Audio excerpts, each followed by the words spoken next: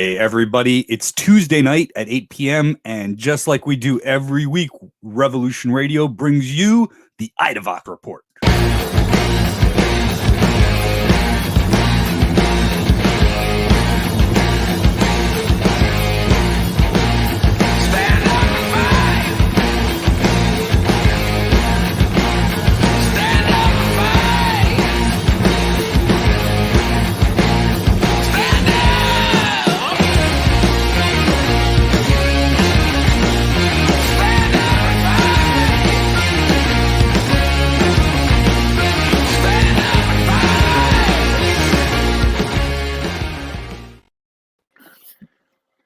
Hey y'all, what's going on? Daryle Lamont-Jenkins here.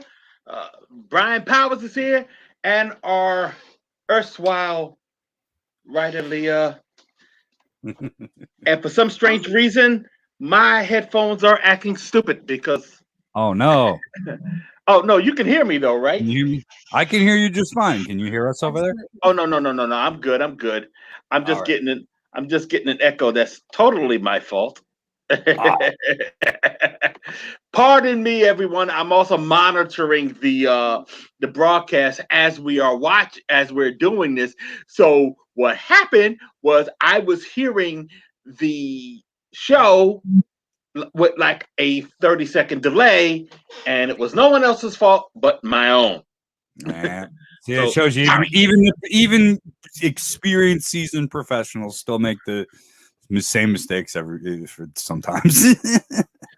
So I want to say hi to everyone. I want to say glad to see y'all out here right now, and I hope you guys are enjoying the week. All right, well, it just started, so I guess so far. Well, now I can't even say so far so good because Tiger got hurt today.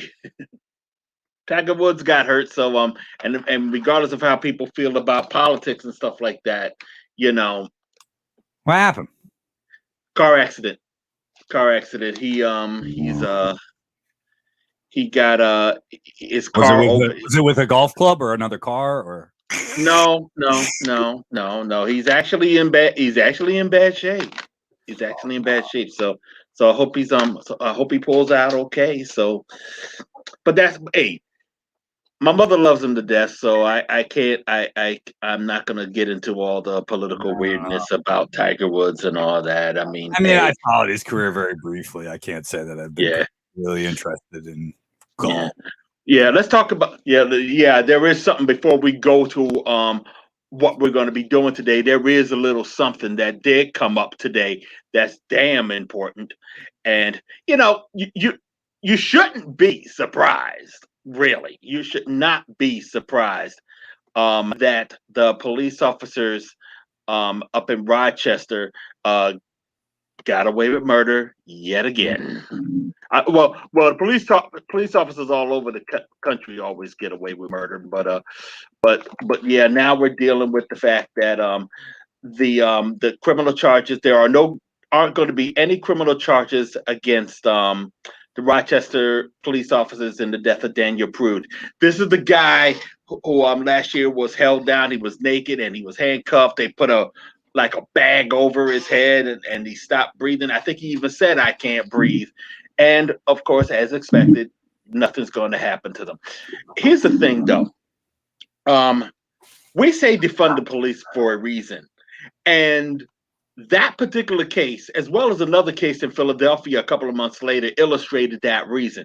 There was a meme that was going around, and I was looking for the meme before we came on. I can't find it, where they showed a picture of two cops, like as if they were standing to the side, laughing at a social worker trying to deal with a mentally ill, violent person, and it was basically mocking social workers, because the whole thing was, if you defund the police and you give the money to a social worker, somehow the social worker has never been in that situation, and doesn't know how to handle a violent, mentally incapacitated person. And my attitude, and first of all, social workers responded to that meme and to that rhetoric saying, "We do it every day. I know my father did it every day, Yeah. you know. Yeah.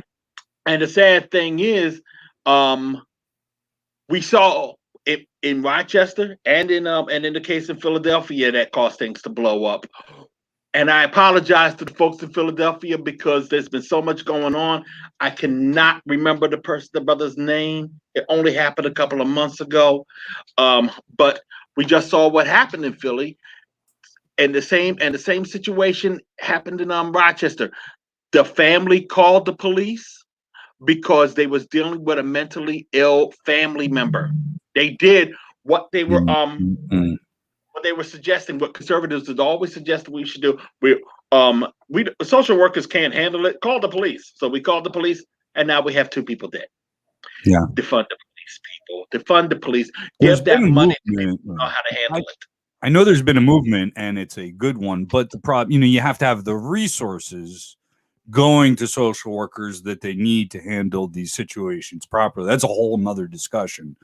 But I think there has been work, I think, by anarchist communities, communist communities, and various organizing factions, in the revolutionary communities to poster in neighborhoods. If you're, going through domestic violence, if you're going through this, this is who you can call, who will come to your house without guns, and make the situation worse. And people that are more trained in nonviolent de-escalation techniques, what kind of funny is that you mentioned, like, how do we treat, the police don't know how to treat, mentally ill people, but it's certainly not to do things like lean on their necks while they're naked in the middle of the freezing cold.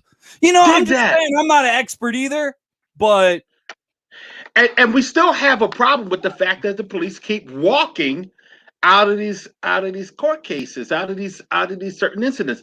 Elijah McClain, this is the kid in Aurora, Colorado, who was, I believe he was autistic, and this is the brother who played violin of sick kittens. Mm-hmm. They killed him. And they was talking about, now they came up with findings saying this week that there was no reason to even bother him. There was no reason in the world to cause him grief. He was doing nothing wrong. He did nothing to anyone. It's not in his nature to do anything, and he's dead today. Problem is, they realized that the police should have left them alone. Now, what's going to happen to those police? Are they just going to walk out of a courtroom too? Yeah.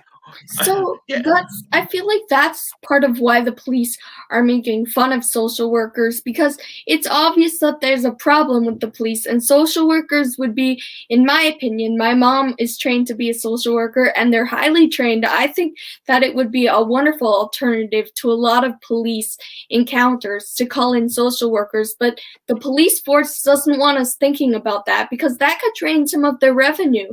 They love it. They love giving out tickets for every little teeny tiny thing. They love literally policing our lives, and so they wouldn't want us to think that social workers are a good alternative. So that's why they're making fun of them.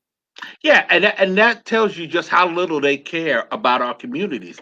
And more to the point, now we got to start dealing with the right wingers in our midst, because ultimately those are the ones that are basically fueling all of this. I mean, they don't give a crap.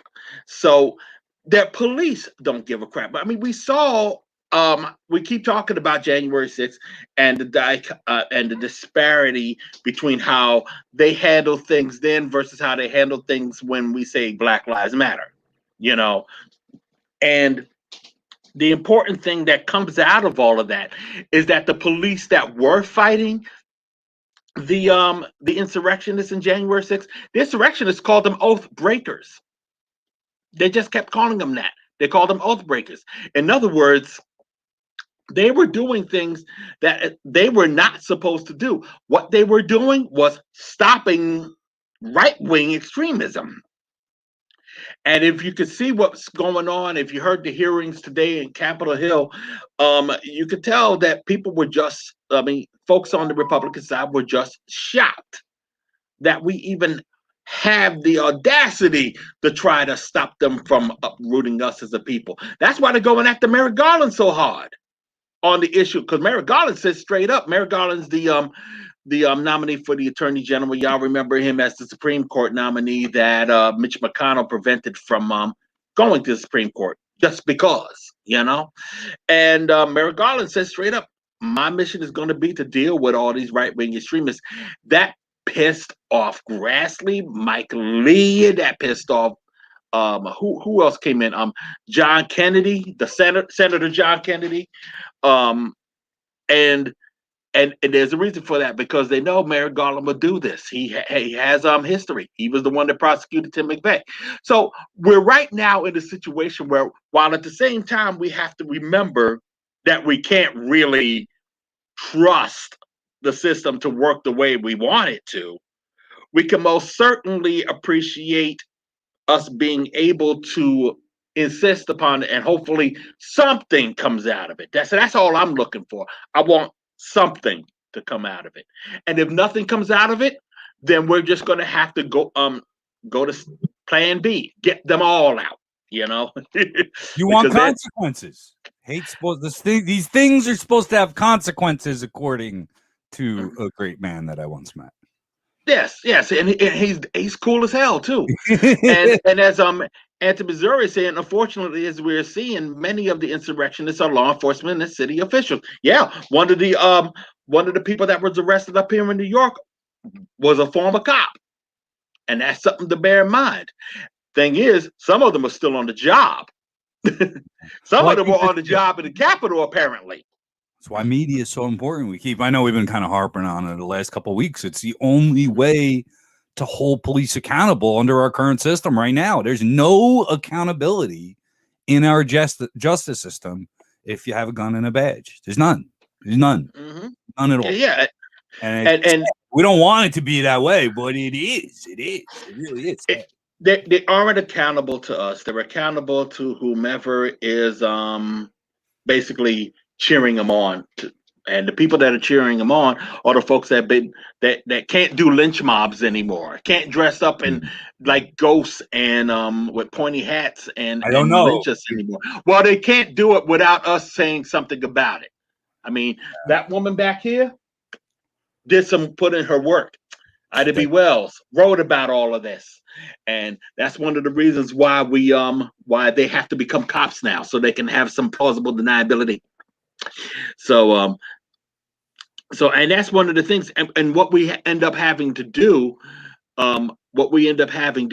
is basically not just go after the police, but take away a lot of their tools. That's where defund the police comes from, and that's where the legalization of marijuana in the state of New Jersey came from. Oh, Yeah. Leah's a cannabis scholar. Yeah, throw that in. Throw that to start. Yeah, I will take a hit to that. Well, because Leah, like everybody else, is very modest in life, so everybody got to get our plugs in, of course. NJRR Live has an in-house cannabis scholar, graduate of Stockton University Cannabis Studies program, Leah G. Antonio, of course, graces our show every week. Thank you. Shay, there you go. That is your introduction. Yeah. Tell us how badly my home state. We were talking about something else. But it's real, though. I mean, listen, people. I was raised by a drug counselor. Okay, I was raised by a very religious mother. She's an elder of a church now. She's the mother of a church now, and I never saw alcohol in the house. I never saw intoxicants in the house. I'm never about intoxicants, So I know. I mean, I'm not really big. I'm not really big on pot, and I said that in Twitter. But I also said in Twitter, I'm really not big on laws that are being used to subjugate our communities even more. I have an issue with that, and I don't mind losing this battle. I mean, if people are messing themselves up with drugs and stuff like that, hey, I'm there for them, but that's the only role I can play. I could just be there for them if things fuck up for them. That's the only thing I can say. Because you do have people, I mean, you'll say, and I can say that about pot. I can also say that about alcohol that's been legal for over 70, 80 years. Mm-hmm. So I'm cool. So I'm cool with that. I got everybody's back when it comes to legalizing. Yes, absolutely, legalize it. I'm Yeah, just really glad actually that they decided.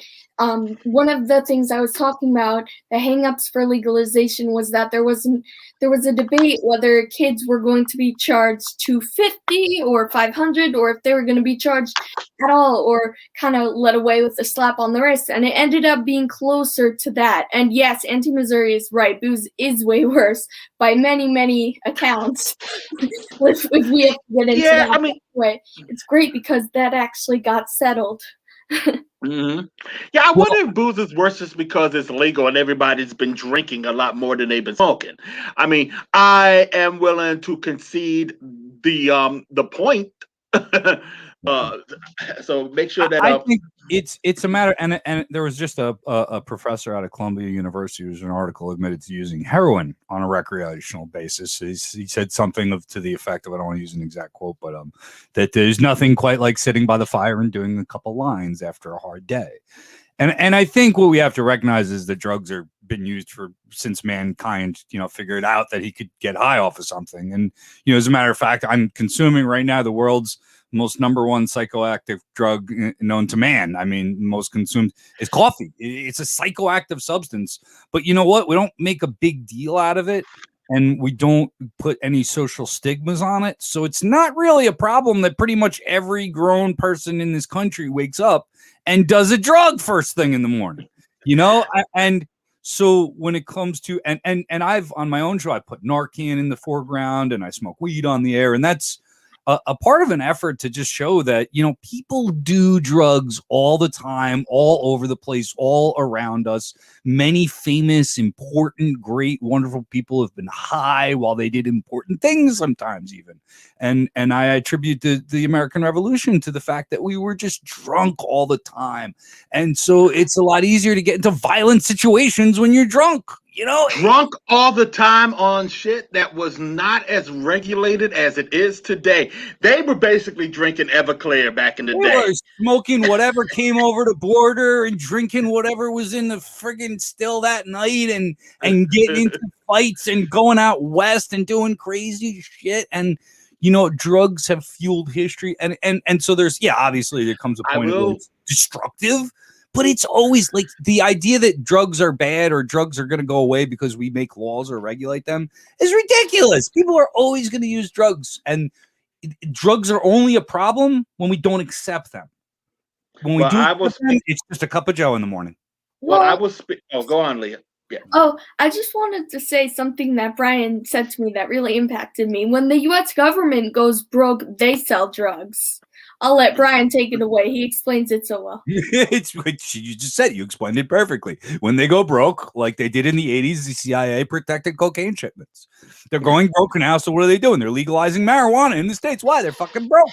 When you're broke, just like any other poor person, when you're growing up and you run out of money and you need some food or whatever it is, or you have a drug habit yourself, what do? You sell drugs. The government's no different. It goes back to something, and I'm really surprised that I'm actually quoting this dude because he's an asshole. But Bill Maher once had a thing in his stand-up where he said, it's not so much that the government is against drugs.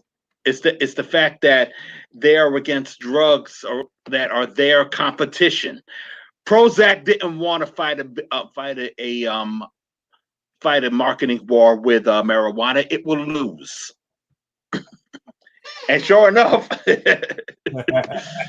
so hey, as someone right here today, I have never done drugs at all in my life. You never smoked a joint, huh? Never smoked a joint, never smoked tobacco, don't even know how to smoke. Ironically, I'm a pill popper these days. Yeah. I've been a pill popper for about 10 years, but it's all because of my high blood pressure, my stroke, my cancer, and now diabetes. That's what I'm saying. Taking drugs. Yeah. I wake up in the morning doing my drugs. Yes. Drugs. Look, everybody does drugs. Everybody. Well, listen. truth of the matter is, and this is one of the reasons why I back off on a lot of the stuff that I feel, because I do respect the people. I mean, see, I respect and trust the judgment of those that are on the opposite side of how I grew up, how I feel about drugs, you know. And my thing is, you know, I think what in the end, it's going to just take a lot of education. Sometimes education that you're not just going to get in your schools or on via your mainstream media or anything like that. It's all going to take education, and that's why we have Beth Foster on, because Beth Foster is all about education, mostly history though. But she's part of a collective, an education collective, no less, called Dangerous Ideas Collective.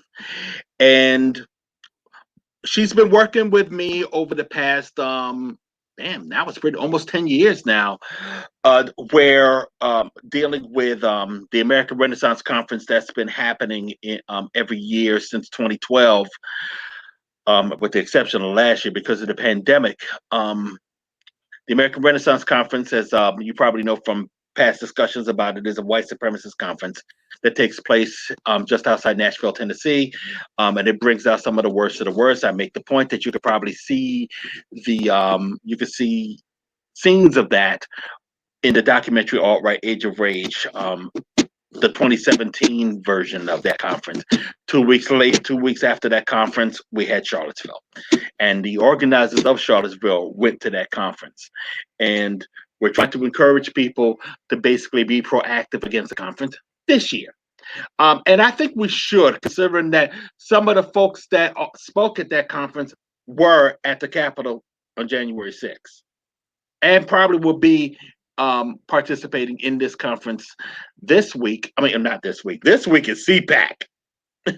This week is the Conservative Political Action Conference, and too bad it's in Orlando. Otherwise, I'll be there, because that's where I find all the scumbags that I got to keep an eye on. But no, the American Renaissance Conference is going to be in May 21st to the 23rd, and Tennessee is basically trying to get people to basically mobilize against this conference. It's kind of like whenever I see people mobilize against the WTO or the G8 summit or something like that, got to come with that same energy for this particular conference. But we're going to talk about that. We talked about that with Beth Foster. This is the pre-tape conference. Christian Perez, who isn't with us today, was with us that day to talk with Beth, and it was a really good conversation. I hope y'all appreciate it. You're going to get a lot out of it. If you guys have any questions, just feel free to put them in the chat. We'll try to answer them as well as we can once we get back. We're going to be running long today because we've been talking long. May I just say, good. Christian Perez is also going to be here tomorrow, and I'm going to be on the show as well. We're going to be talking about combat sports and the left, so feel free to tune in. If you're watching now, stop back tomorrow, same time. All right, that's all. It's my plug. All right. You know what? I like that idea.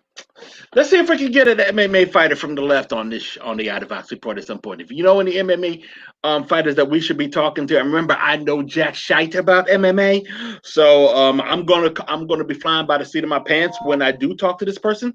But if you have anybody that we should be talking to, feel free to just hit us up. We'll give you all the contact information at the end of the show. But right now, we want to go to the Beth Foster interview right about now. All right. So we're trying out some new technology here. Let's give it a shot here. Okay, right. Beth Foster. Let's see if it works. Okay. So whenever you want to start there. All right. So we're here with Beth Foster from the Dangerous Ideas Collective and the Anti-Fascist Unity Coalition and One People's Project. Yes. It's not just me. Not just me. And you got to bear with me because I'm sitting there playing with my headphones. Can y'all hear me okay? Yes. All right. So, Beth, I wanted to have you on the show to talk about the various things that have been going on in the past couple of days, past couple of weeks and months and years. And I think that the work that you have been doing over the past several years, even before I met you, is something that is worth talking about. So it's not just worth talking about. We really do need to start talking about your work, especially in regards to education. So let's just start off and ask, where do you come from? Where, I mean, and I don't just necessarily mean logistic, I mean, locality and everything, but just overall, where do you come from? How did you come to the work that you've been doing as of late? Sure. Thanks for having me here, Daryle. I'm excited to be on the show and get to talk about these things. The path to radicalization for me really started when I was a newspaper intern in college and grew up in very small town Kentucky, not even small town, out in the sticks in Kentucky on a farm, and went to journalism school, always wanted to be a journalist. And when I was an intern, I think I was maybe 20, maybe still just 19. There was a murder in a town that I was working in, and something to do with the intern. The morning of the murder, the newspaper editor sent me to interview the murder victim's grandmother. And the murder victim was a young Black man. He was a high school student, 18 years old. The police had put out the story as a drug deal gone bad. And I go to interview his grandmother, and she starts to tell me about how he had gotten into some trouble at school. He had gotten into a fight, and the police had made him a deal. Work for us, and we won't send you to prison for getting in a fight at school, which doesn't seem like that much of an unusual thing to happen to a high school kid, that they would get in a fight at school. But they were hanging the threat of prison over this young man's head. So we started to work for the police, and as he started to work for them, he found out that the state police were involved in a drug ring themselves. And in order to get rid of him, they put him in front of a grand jury to testify, knowing that the drug dealer he was testifying against, this person's girlfriend, was on the jury. And this resulted in his murder. And I was able to uncover a lot of that information as an intern, and it led to me covering the story of this murder, the state police involvement, over the next probably 5 years of my career, the beginning of my journalism career. And that experience and the experiences related to that story totally changed my worldview. I encountered things in the system that I had never imagined as a little farm girl. And from there, it was just, I had to go deeper in creating change. I'd always thought of journalism as the opportunity to tell stories to create change. But with corporate newspapers, it just wasn't the avenue I could do it through after a few years. And that experience covering the police, the racism, the police corruption, all of it, that was just what radicalized me and moved me into this work.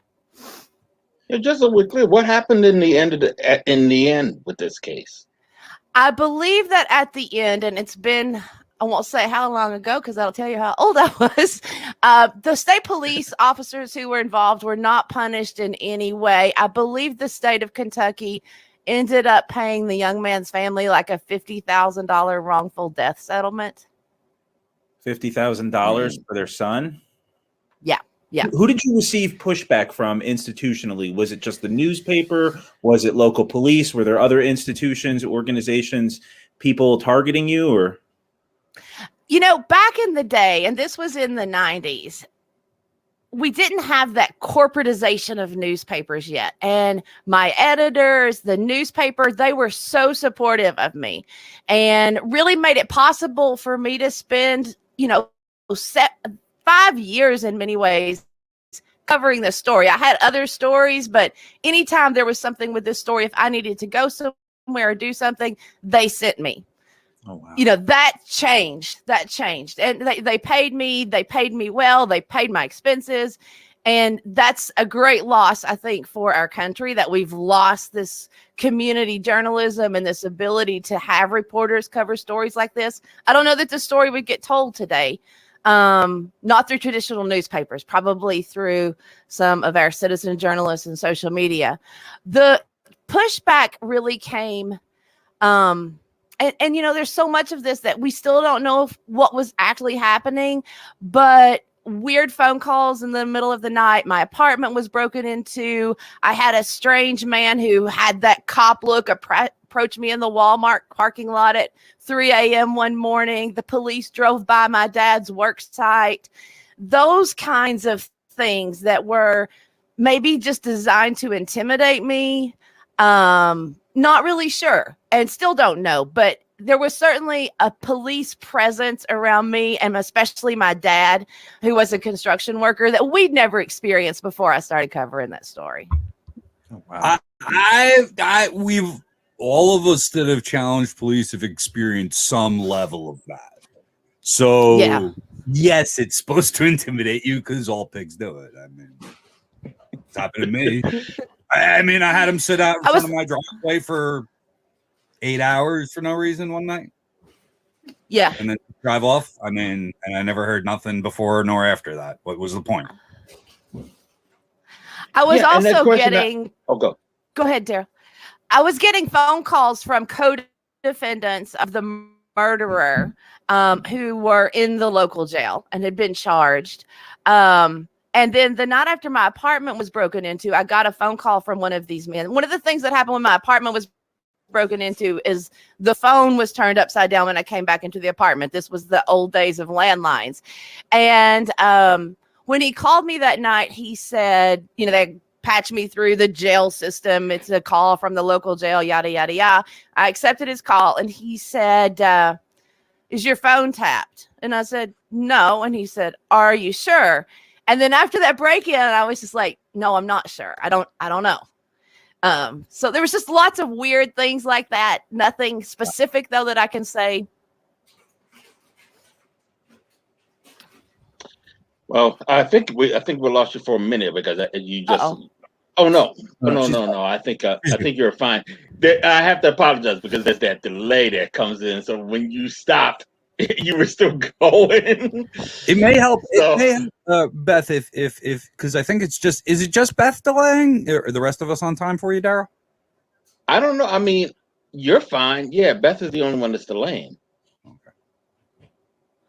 I'm looking at my internet. It's a little bit wonky this morning. We still got a lot of ice and snow here. My speeds may not be up to what they should be. All right, then we'll just have to power through it. I think we'll be fine. I mean, I was just looking at you on the screen. So, yeah, let's edit this part out. We don't necessarily have to have this on the show later. That was great. Our audio is coming in great. Yeah, because the audio is great. Yeah, we're fine otherwise. So, all of this have been... Okay. So, all of this has been a life-changing experience, and I can see how. How did you come to education and all that? How to be basically a teacher? Where did that come from? So, a really circuitous route. So a lot of this where I was talking about with the corporatization of newspapers and no longer this commitment to real journalism, I was experiencing this right about the time that Occupy Wall Street kicked off. So, being a good revolutionary, I quit my job at the newspaper and went to Occupy and was really, really involved in that movement. And out of that movement and the opportunities of people I met through that, I met Brian Merritt. He was a Presbyterian pastor who had a large grant to establish something in Southern Tennessee, which is where I was living in Chattanooga at that time. And through a long process, we established the Mercy Junction Justice and Peace Center.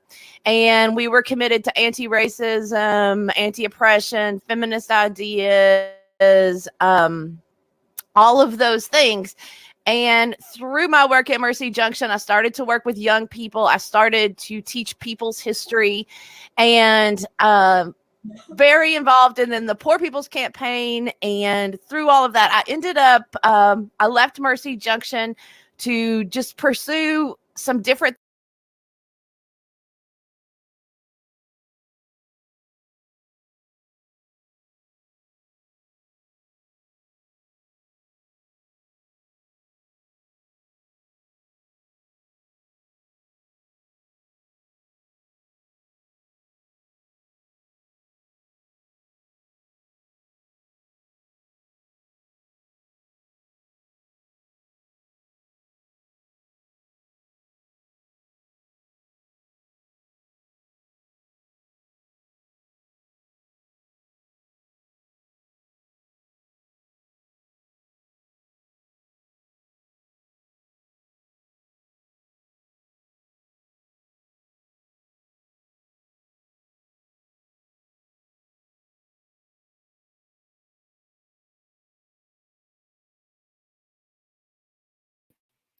Hi, everybody. So I think that we're experiencing a little bit of lag on the stream. I don't know if you guys can hear me, but I appreciate all of you guys hanging in there, and I'm really appreciating the comments we're getting from Anti-Misery, Human Love Solidarity. Very helpful. Thank you, you guys. Oh, thank you. Hi, Anti-Misery. So here we are, and I was wondering if earlier we were talking about. Oh, hey guys, how are you? Yeah, I figure we'll come back in. I'm not really sure what's going on with the video right now. Oh, let me see here. Let me just. Sometimes it pays. It's okay. I had an idea for a little audience challenge while we figure it out. Can any of you guys think of a solution to hold police accountable besides independent journalism? I challenge you, if you can think of something, please. Daryle, you're muted. Unmute yourself, brother. See, I am not muted so whenever at you want all. to start there. No, all right. So we're here with Beth Foster from the Dangerous Ideas. Okay. So you went back to other white supremacist organizations coming on their coattails and holding conferences in this state park. Wait a minute, did we go too far up? I think so. Yeah. Hang on, yeah. And then they tried to move to Charlotte, North Carolina in 2011. We chased them out of there. We talked. So they realized that. We gotta go back. Yeah, hey, bear with us. I mean, because right next to both of them is Grimm's Fairy Tales. That subscribe to us and listen to us on the podcast and stuff like that. We edit things. Which gives us a lot of opportunities to talk about gender roles and being forced into specific gender roles. So the literature, the stories are there, and some of these stories are very old, but you know, the human condition is the human condition. So, you know, it's funny. Christian mentioned people's history of the United States. Where'd Daryle go? We lost Daryle. No, I'm still here. There's the iCivics website. There's nothing really right. Are you still backing up here? Let's see here. Pronouns. So immediately, without saying anything, no, we didn't get into it with each other as far as I'm concerned. Okay, yeah, keep going back. Keep going back. Yeah, I wasn't sure. Education would have been such a circuitous route. So a lot of this, where I was talking about with the corporatization of newspapers. So there was just lots of weird things like that. Nothing specific though that I can say. Right, we're about here. Sorry, everybody. I think we're about back on track. Our apologies. We'll keep listening out for more. Oh, I think we lost you for a minute because you just issue is mine. No. I think you're fine. I have to apologize because there's that delay that comes. Get us out of here! You stopped. All right, you were still going. Oops. Hey, Beth, if because I think is it just Beth delaying or the rest of?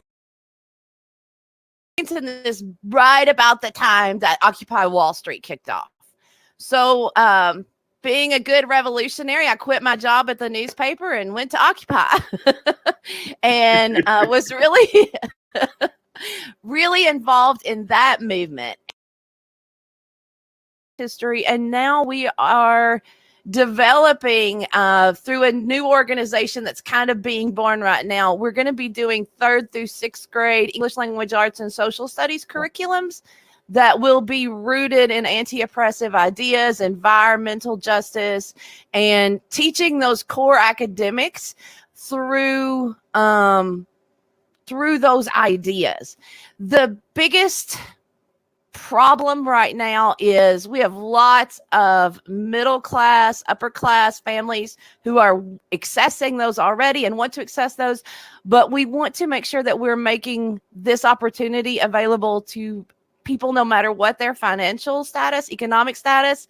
Also talk to a lot of trans folks, LGBTQ folks who talk about how school was just torment for them in many ways, and how online education would have been such a wonderful thing for them if it had been available to them when they were in school. And how can we make these opportunities available to the kids who really need them right now? Well, it's interesting too, because I mean, I know Brian and Christian might have something else to say in regards to that, but I think it's really interesting because now with the whole pandemic thing, people are starting to appreciate online education a lot more. And in the course of doing that, in the course of having to rely on online education, people have found things that have been there all along. I mean, in regards to materials. And that's one of the reasons why I think our efforts with Dangerous, your efforts with Dangerous Idea Collective, and with what we'll talk about later, the Anti-Fascist Unity Coalition, is going to be so important, because we're kind of like ahead of the curve. Would you think so? I think so, because we were doing this before the pandemic. And then, in March and April, we had all of these people flooding into these online spaces where we had been educating and organizing and doing this work for a while. And we're telling them how to use their Zoom. We're telling them just how to be in an online education setting or an online organizing setting. So we were already there when everybody flooded in at the start of the pandemic. Christian, did you have something? Oh no, Brian. Okay. No, go ahead, Brian. I hear these conversations and participate in them as a parent. I got 5 kids and want all gone through the public education system, and I always give great credit to educators, regardless of whether you're in public education or even a charter school, which I have major problems with the system. But I think nobody gets into education for the wrong reasons. You just get into it because you want to teach young people. And as a parent, I know that I need people in my life.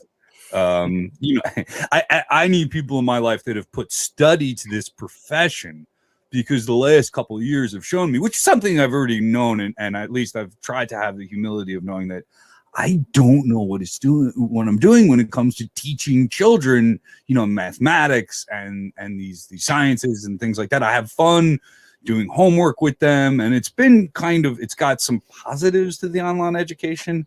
But I part of my move 500 miles away from my home state was based on the fact that I felt safe sending my kids to hybrids up here, because I needed that. Now, to the social acceptance part of it, the mental health of a child is like the most critical thing at this stage.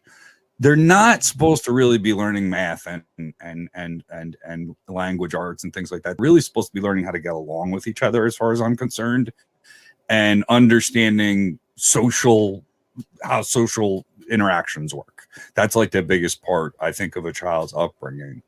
So when you talk about acceptance, I think that's a beautiful thing, no matter what your background, or whether your child is LGBTQ or is cis, gendered, or whatever.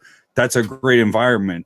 Could you speak a little bit more to how you foster like an acceptance and how that results in mental health? And are you able to do that online? I mean, are you able to form that kind of community where kids play? I mean, kids got to play, man. That's like a huge thing. And they're not like, how are you facilitating those kind of emotional needs for the children to teach?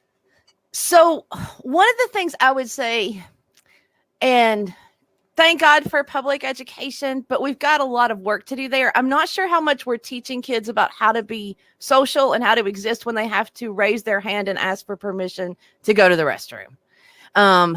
And as an anarchist, I think we've got to create some anarchist alternatives for children and for education that aren't training children to ask for permission for something as basic as, can I go to the restroom?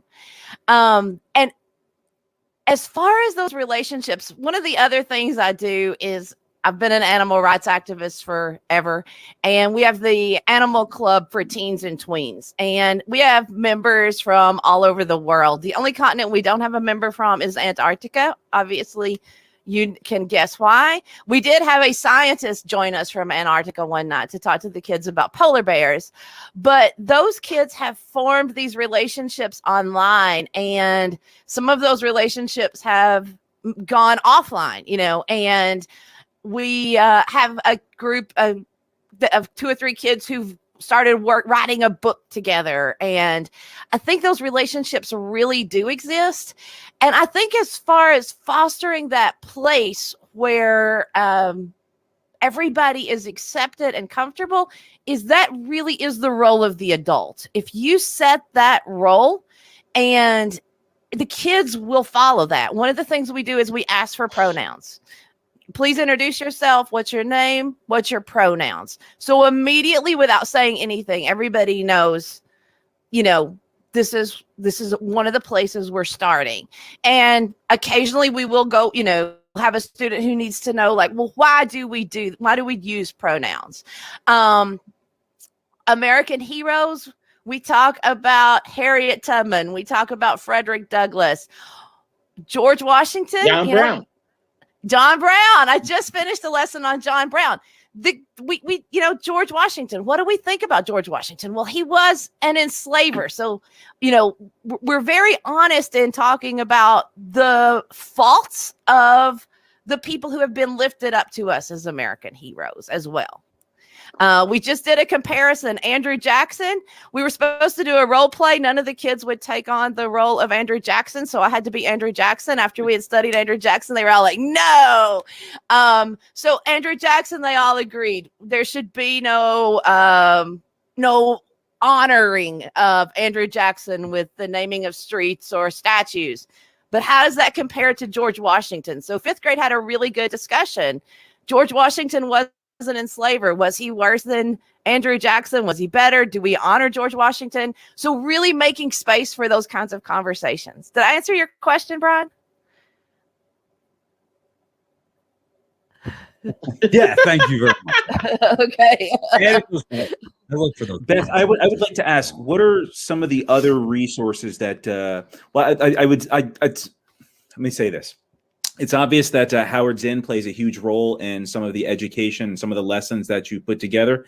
What are so Howard Zinn, People's History of the United States, for those that don't know, Young People's History of the United States. But that being said, what are some other resources that you use or you feel that our listeners could benefit from right now if they had a few moments to check out a website or a particular source? There's the iCivics website. There's nothing really radical about iCivics, but it's going to give students a really good understanding of U.S. government, which we all need to know how these things work. It's got fun games, and you can be a Supreme Court justice, really fun stuff there. For parents, you're going to find, and other adults, you're going to find all kinds of materials on the Teaching Tolerance website, which I think just changed their name to Teaching Justice. I think they just changed their name. Sorry, real quick. Learning for Justice. Learning for Justice. I knew it was. I had to call on the backup. I had to get the wife. And then, when we think about English language arts, there's so many good stories out there. And I love to teach with stories. The first book we read in 3rd grade English language arts is Charlotte's Web. Charlotte's Web, we're going to talk about animal justice. We're going to talk about capitalism. There's all kinds of ways to talk about capitalism.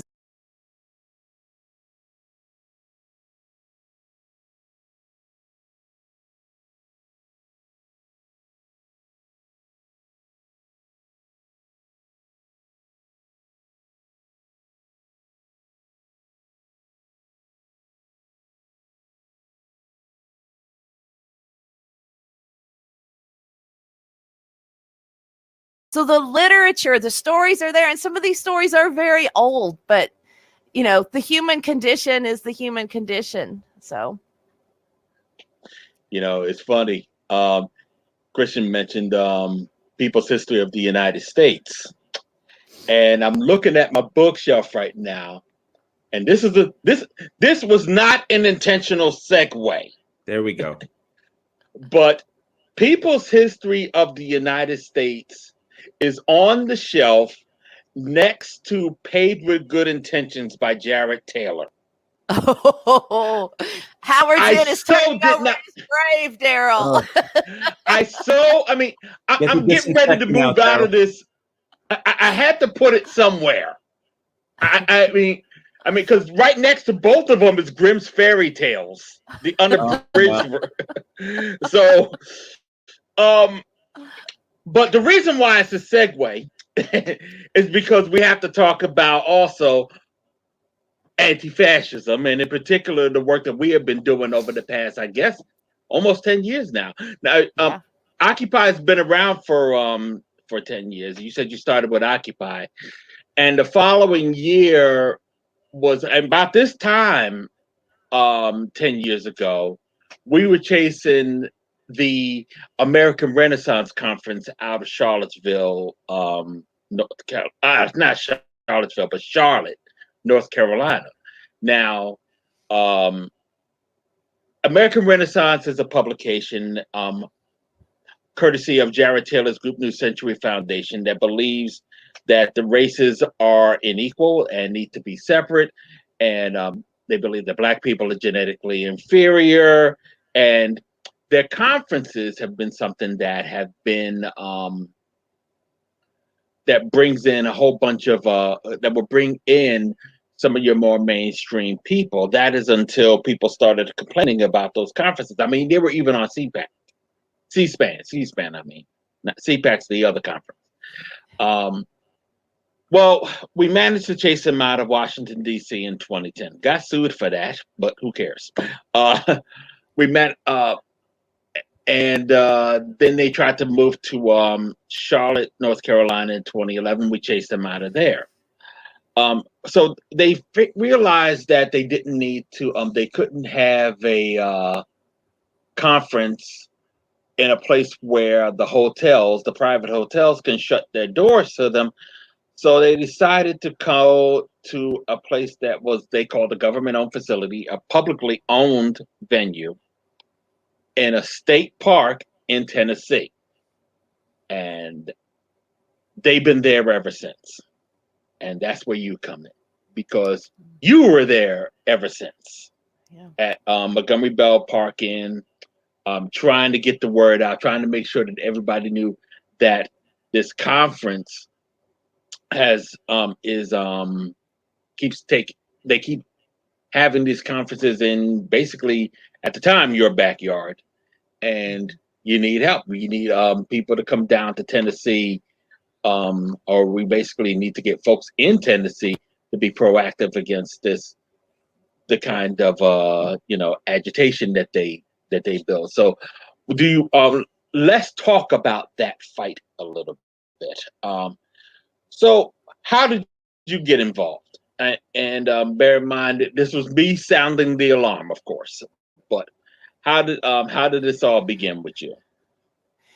You know, first of all, I want to say we are so grateful for Daryle and for One People's Project, because if it hadn't been for Daryle and One People's Project, I think that American Renaissance may have been coming to Montgomery Bell State Park for 10 years now, and nobody would have ever known, which is what they wanted.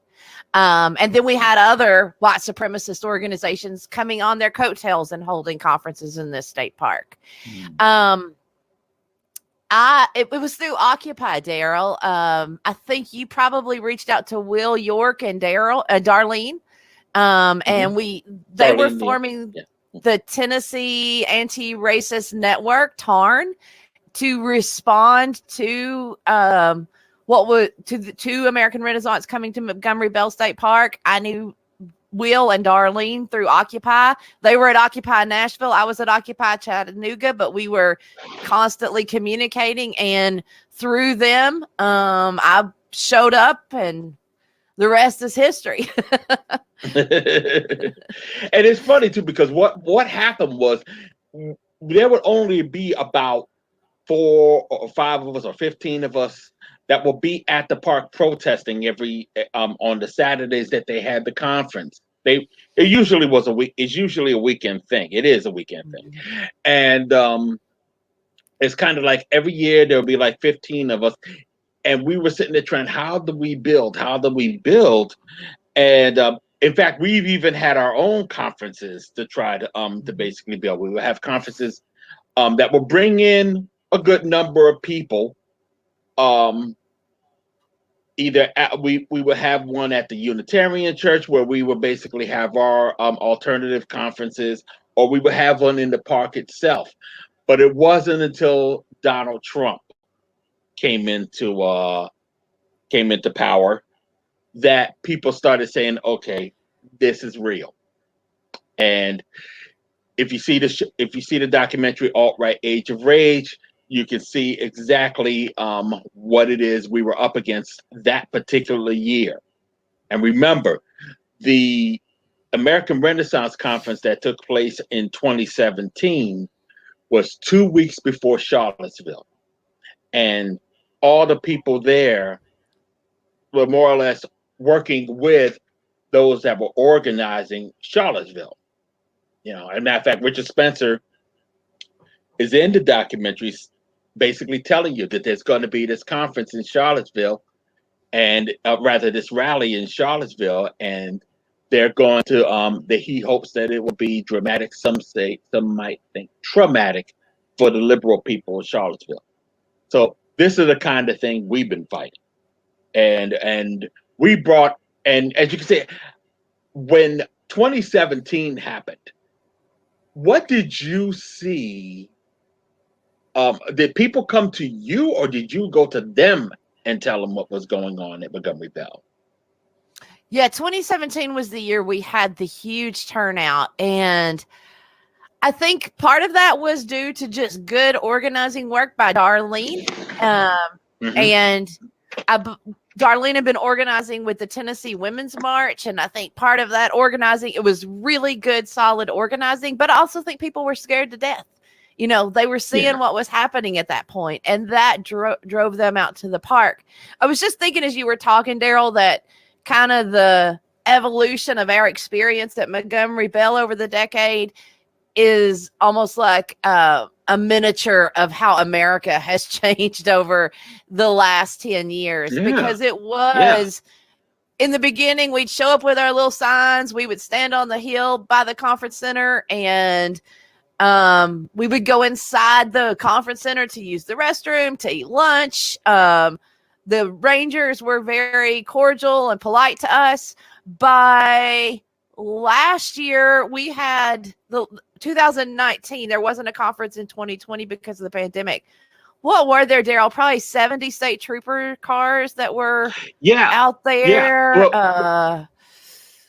Well, we should start explaining that, because here's where our problems began. Our problems began in 2018, because in 2017, now remember, it's a publicly owned facility, which means the public can, once the contracts are signed and everything, you cannot throw anybody out unless they cause some sort of criminal act or something like that.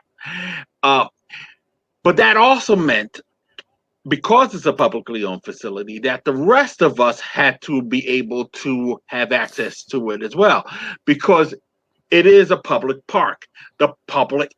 It belongs to the public. The public can appreciate the venue.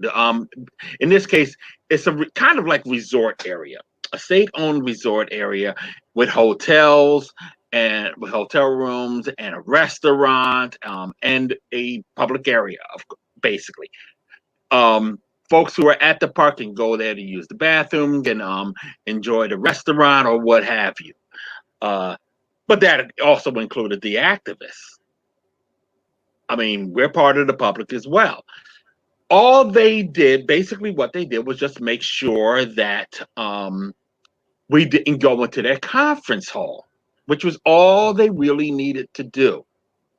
But then after the conference in 2017 and also after Charlottesville, things changed dramatically to the point that now we're starting to look at our rights being violated because they're trying to protect theirs. Would that be it in a nutshell, Beth? And let's explain what that meant. Beth, explain what that has meant. So up through 2017, there were white supremacists protesting, having a conference at my state park.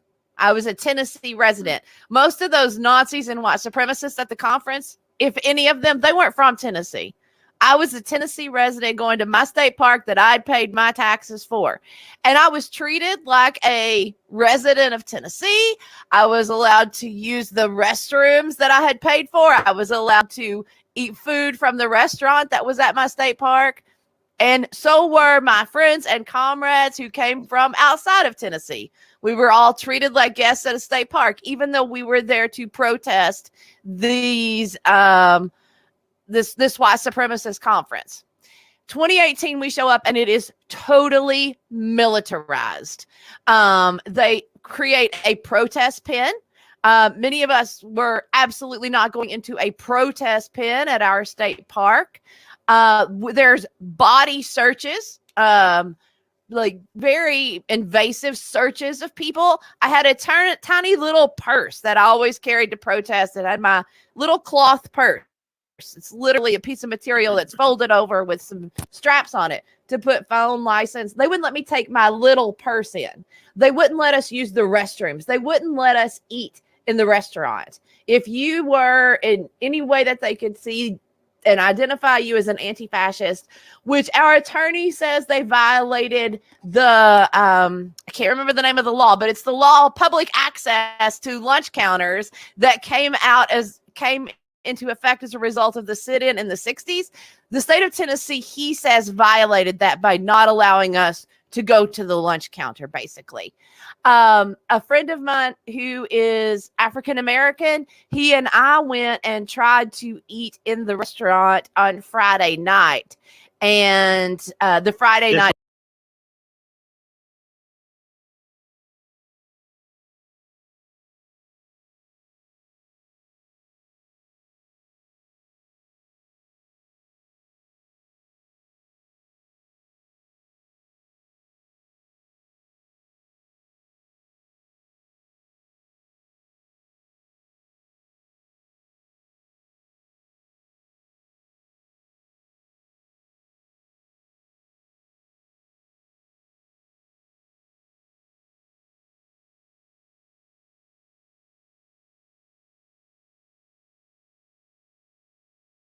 care for its people. There is an illusion. Fascists who weren't going to do anything, they said, and they're literally walking around with their hands on their guns through the entire protest. It was a very dangerous situation. Put on all of that. We've done some open records requests, and so far, did we get an answer, Daryle? I thought we had an answer. I thought we were told it was close to 100K. One day. For one day. There is I don't hold me to that. I do not know for sure. In a state that can't provide health care for its people. There is an illusion. There is an illusion that somebody with a uniform is a smart person who's well trained, and that's kind of like that's what any good American would tell you, right? And I think there are some police departments who are extraordinarily militarized. NYPD, Washington, these extraordinarily, they are well trained and they can handle a crowd. And if you're trying to get somewhere in New York and the police don't want you to get there, you ain't taking no boat. All right, I'll just tell you that. but we've all seen, police departments and people, and what you're saying is so true. And we saw it in Asbury Park when I was walking around looking for, people who's in charge. Who's in charge? Nobody was in charge. Nobody knows what they're doing. It's just a pig with a uniform and a gun. And if he gets nervous, he could kill somebody based on whatever the fuck is going on in his head at that moment. And so, when you said it's dangerous, man, what you're saying is scary, scary, dangerous. And they had mounted cops out in 2019, and we almost lost our attorney that day. the horse reared up. The poor horses, you know, they didn't ask to be part of this, and it missed Will York's head by that much when it came down. And it was right. Matter of fact, they did assault Crash. Yeah. So they really did a number on him. I mean, and this is the dude with a serious heart condition. So it was just like it was nasty. And they seem to want to make things nastier now. Because in the wake of everything that has gone down over the summer, over the past couple of months, they decided that they have an opportunity to stifle our freedoms even further. And right now, okay, American Renaissance Conference is going to happen on May 21st to the 23rd. It's on the American Renaissance website. And by the way, whenever you hear us say Ameren, that's who we are talking about. American Renaissance. That's Ameren for sure. Yeah. And on May 21st to the 23rd, the Ameren Conference is going to take place at Montgomery Bell Park Inn in Burns, Tennessee. And we're trying to trying to get people to come out, and we are organizing. We want folks to be out there from all over the country and make this about as big a deal as if you heard the G8 summit was going to be held at this damn place. However, we have ourselves a little bit of an obstacle to deal with, and we really need folks' help in this regard. The State of Tennessee Parks Commission has decided, in the wake of everything that has been going on over the past summer, decided that they are going to impose rules. They want to impose some new rules that include, get ready for this, no protesting in state parks. More to the point, no protesting in certain state parks. Guess which is on that list? So right now we're in the process of trying to fight that. And when you talk about how state of Tennessee really needs help, state of Tennessee really needs help, and they've always have. We've had and Beth has been in the forefront, along with Darlene Neal, to work against those efforts right now. So, Beth, where are we at in that regard right now? So the process for the new rules requires public hearings, and we organized in early January and turned out a lot of people to go to those hearings to give public comment. And we had anti-fascists, but we also had people who had their wedding at Montgomery Bell, and they were embarrassed that this is what their park was becoming known for. Because I think we touched on it, but once Montgomery Bell started coming, we have all these other white supremacist conferences happening at Montgomery Bell and other Tennessee state parks because they know they're safe and protected there. It's kind of the destination location for Nazis now. And so people were coming and saying, my wedding was at this park. I'm embarrassed that my out-of-town guests now associate it with Nazis and white supremacy. So we had a really good turnout for the public hearing, gave comment. We're waiting right now to see what the decision will be that the state gives on those rules after the public hearing. I don't know. I've not really seen many instances where those make a difference, but we can hope. Christian. I'm asking a question and I already know the answer here. So it's a two-parter. Like, what is the local government? Are they Republicans? Okay. And what is their excuse? Is it free speech? Is it money for the town? Like, hey, all these Nazis are coming into your state park. Your state park is associated with hosting Nazis, white supremacists, and so on and so forth. Why? Like, what is the excuse? What are the reasons that they're giving for allowing this? So right after Charlottesville, January the following year, we had one state legislator who tried to introduce a resolution into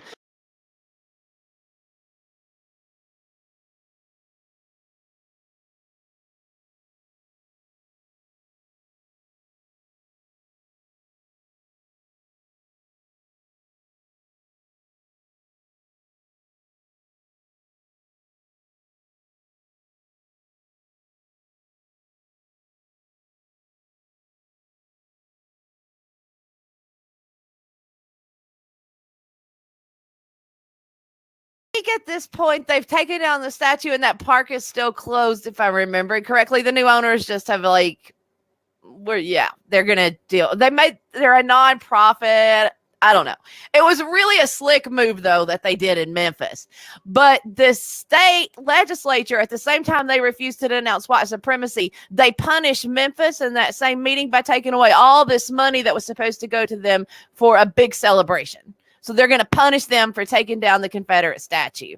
So that's the government we're dealing with. This is a government that wouldn't pass health insurance expansions under President Obama, worse COVID in the country, just unbridled, no restrictions. So that's what we're dealing with as far as the government. Okay. I was in Tennessee. I should point out. I found it to be a very Christian and moral, righteously placed. It was the first place I ever got drunk in a strip club, underage. And so every other night for about 4 months while I was in school there. I would note, however, I will note, and I want to make sure that I correct myself, because I think I might have said that the name of the conference was that they opposed in June of 2019 was the Dangerous Ideas Conference, and I want to make sure that I said the right name. It was the Nationalist Solutions Conference. I think you got it right, Daryle. I think I got it. I just want to make sure. I mean, I was going back in my head. So did I say that name right? I don't think David Duke would be invited at a Dangerous Ideas Conference. Yeah, David Duke has spoken at this park, people. So, and who was the really scary Nazi from? Was it? He was from a country in Europe, and he had like criminal charges at home. Who came, Daryle? Who was that? I have to look, but he has not. He's a young guy, out of Belgium, I think it is. I have to look, but that's the thing. He was supposed to be at last year's conference, but the pandemic hit, so they canceled it. So it was a good possibility he would be at this year's conference. Not even somebody who should be allowed in the country. Right. That's the other thing about National Alliance, about American Renaissance. These conferences bring in fascists from all over the world. The worst of the worst. To speak. And they're coming to Tennessee to speak, and the state of Tennessee wants to give them safe haven. But then again, the other drama that's going on right now with Tennessee is that they are considering having Laurie Cardoza Moore, a rabid Islamophobic activist out of Murfreesboro, Tennessee, who has worked to try to keep mosques from being built. They're trying to put her on a commission to decide what textbooks kids in Tennessee are going to be reading. That just came down the pike yesterday. So right now I've been dealing with this woman for a good 10 years, because she came up here to to New York City to try to keep the so-called Ground Zero Mosque from being built. And moment she started off on her speech talking about how many Muslims served in the Revolutionary War? 0. Right. Come on. No. Muslims served in the Revolutionary War. So maybe we should do a story about that. But see, that's the kind of thing that we're dealing with in Tennessee. And we're going to need help this summer. We're going to need help in a couple of months. Tennessee's a beautiful state. Yes, I recognize. I see that time right now. So we're wrapping up. So Tennessee is a beautiful state, and we are really going to have to ask people to just, if you can't make it, do help us with the agitation around this stupid rule against the park. against protesting in parks. It's directed towards us for their benefit. And we also want to say before we cut out of here, we also want to bring up that yes, Beth is also a part of the Anti-Fascist Unity Coalition, AFUC as we call it around these parts. You can always reach us over at daysofunity.org. But we still have but if you want to talk to Beth directly about American Renaissance, but most importantly about the work she's been doing in regards to education and journalism, Beth, floor is yours. How do people get a hold of you? Best way is probably just my email, which is beth@dangerousideascollective.org. All right. So Beth, want to thank you. Yeah. As far as, is there an AFUC flag? We just started. We just got started.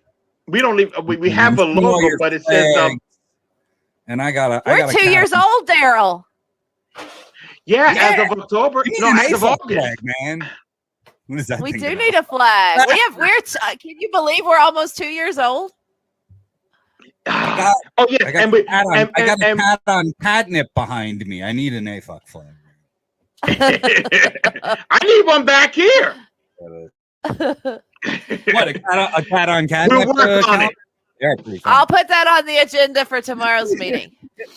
Yes, we have Sunday meeting every week. So yes, and we have lots of fun with it. Watch parties and stuff like that we're going to be working on soon.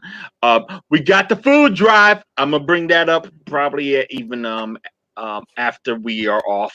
But yes, the food drive, we're going to be rocking and rolling first Saturday of every month. So we've also done the radio theater. So if you're a theater person, come join AFUC, and you can email me for more information to get involved. Yes, because we were talking about doing the history of Antifa. We just did John Brown 16. We did something called John Brown 161 on the 161st anniversary of the raid on Harper's Ferry last October. You can see that video on Idavox.com, right? Right, not Idavox. One People's Project's YouTube channel. So, but again, Beth, thank you for being here today. Thank you. And it was great. And we will do this again. Most certainly do this again. Nice Hopefully to meet you. Live next time. Thank you, Brian. Nice to meet you, Beth. Bye-bye. Thanks. All right. So let me end that recording in there. Hold on. There we go. Sorry about the technical glitches, but for those of you listening to the podcast, you don't know about any technical glitches because I will have edited those out. So we're back live. And Daryle is muted. Yes, he is. He is muted hard. I wanted to say that I appreciate. You gotta hit the button. There we go.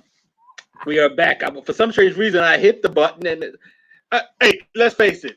It's late. Difficulties it's late. And it's we're running long. Yeah, technical difficulty. But I'm sitting in a different position right now because I want to sit behind my my bookshelf so I could show you that I wasn't kidding. People's History of the United States, Paved with Good Intentions by Jared Taylor. Now, I'm moving out of this office, so don't freak out. I'll have more bookshelves. Matter of fact, if anybody want to donate bookshelves, it'd be greatly appreciated. But I have more bookshelves, and I'll have this arranged a little better so that right-wing books are with right-wing up with each other, left-wing books and miscellaneous are with them. Because I got Grimm's Complete Fairy Tales right here, some Black Revolutionary. I got Simon Wiesenthal. I got George Will, George Lincoln Rockwell right here. I mean, hey, remember, I'm the guy that has a recipe book by the National Socialist Movement. So don't be surprised about hell. This is another. But you know what? I want to pull this out because let me see if I have a book. Oh, I do. Cool. I have a. I want to give you an idea for those of you who have never heard of Jared Taylor before. just exactly how bad he is. This book, Paid for Good Intentions, it came out in, I think, 1990. And he was still mainstream, 92 actually. He was still pretty mainstream. I mean, the back page of this book has like Richard Jane Herrnstein hyping him up. He's the guy who wrote The Bell Curve with Charles Murray. You got Robert R. Dedelson, assistant college. I said his name wrong. I'm so sorry. Assistant professor of political science at Halifax College. Oh, no, Hollins College. My mistake. Pardon me. I got my eyes are bad right now. And Walter E. Williams, a black man, but he's one of those Uncle Ruckuses, those black conservatives that basically throw us under the bus every chance they get. And he was one of Rush Limbaugh's guest hosts, Walter E. Williams. He was real bad. The reason why I say he was is because he died back on December 1st. May he rot in hell.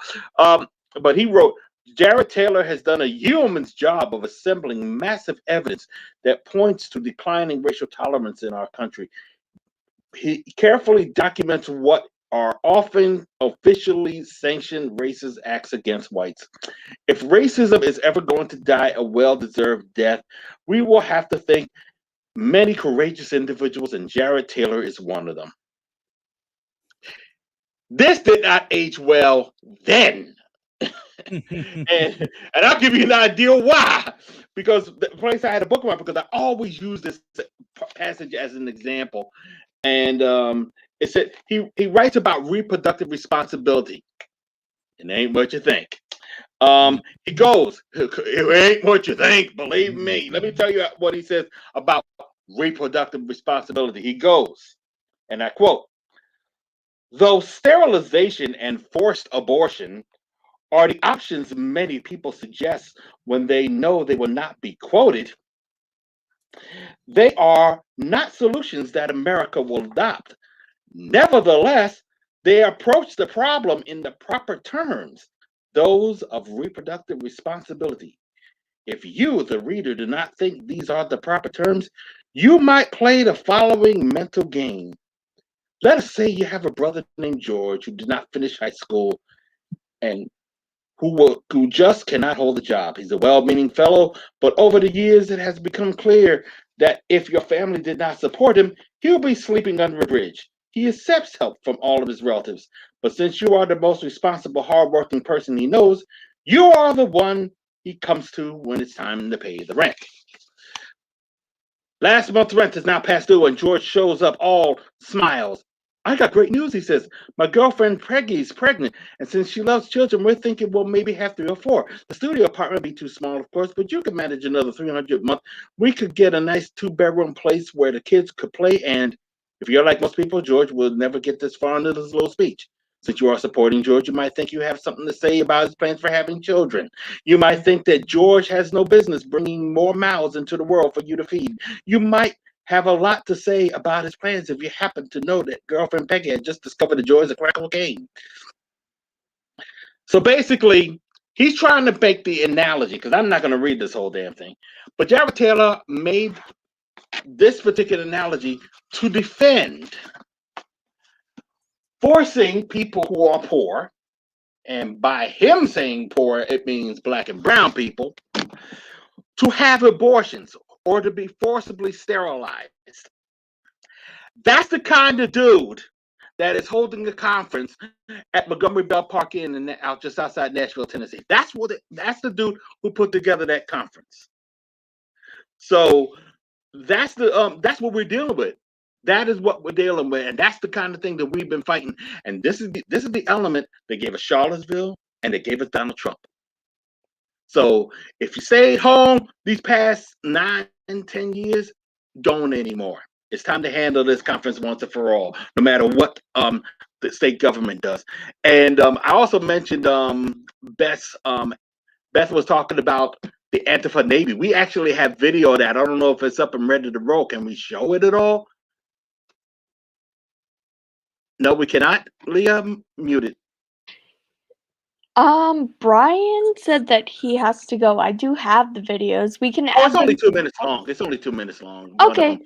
And we don't even have to show the whole thing. We just want to just show people what we were talking about when how we protested the Nationalist Solutions Conference, because we do have to go. You're absolutely right. We are Okay. rolling long. Is So- it the Bell Park one or the one with all the numbers?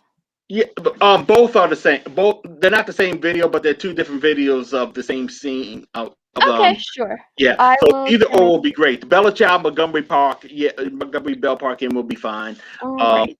But it Here gives we you an idea of the one with all the Share numbers. share the file, and we should be able to stay on and do commentary while we watch the video. So Oh, there's no, another but new.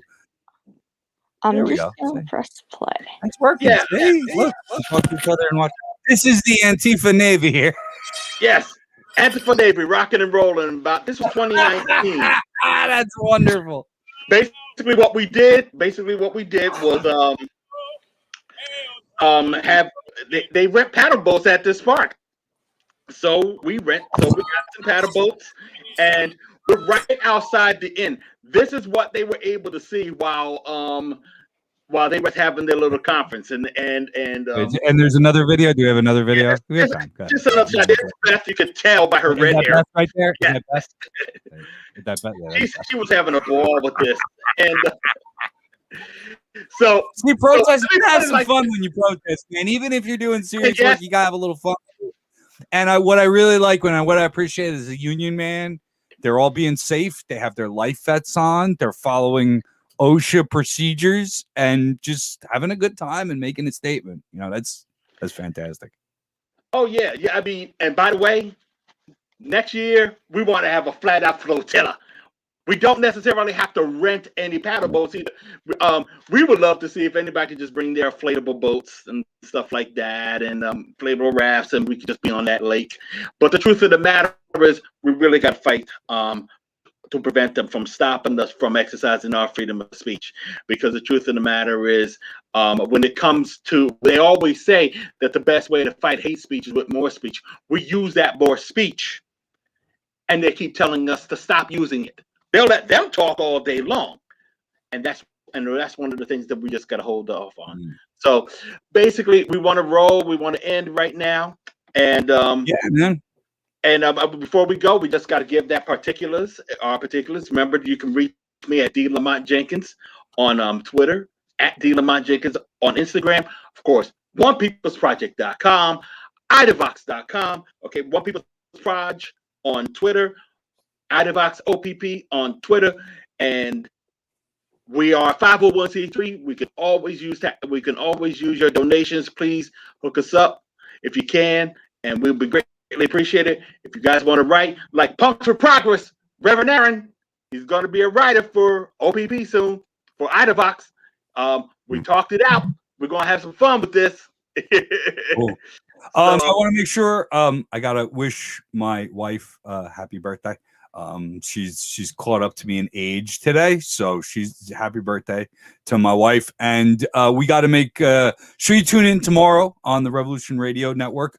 Christian Perez will be interviewing Sam Yang from the Southpaw podcast. Sam is a podcaster, a martial arts expert, a writer, and a philosopher kind of guy. So I'm looking forward to that.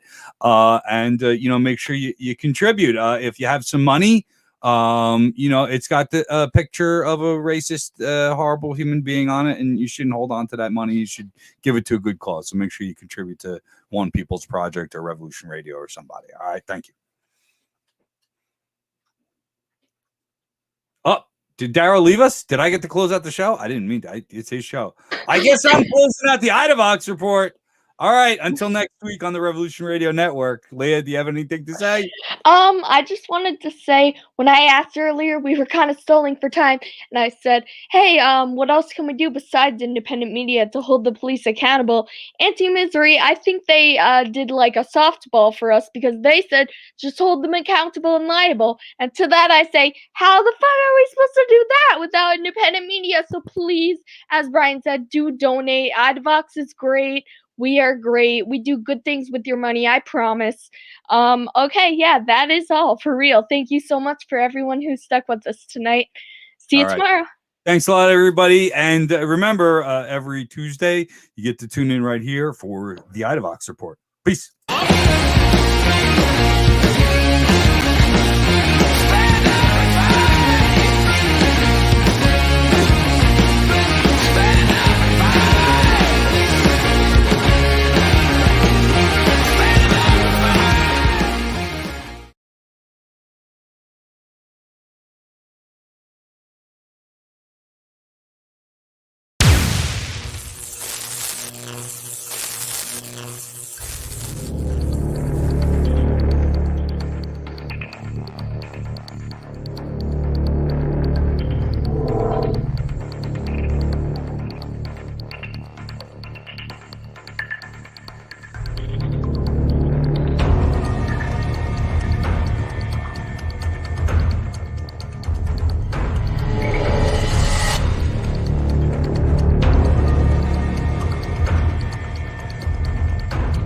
Thrown against the car, handcuffed, and that's what happened last night. The police kicked in the door, shot him twice in the chest, and he died. Before you knew it, we had 500 families. We had over 100 volunteers calling us. We were on the phone constantly.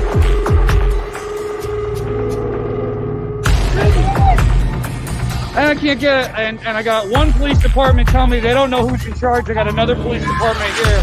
Everybody's got a gun, and nobody knows who's in charge. Did anybody figure out who's in charge yet? Is there anybody in charge here? Any police officer in charge? Are you in charge? I can't find anybody in charge. That's the problem.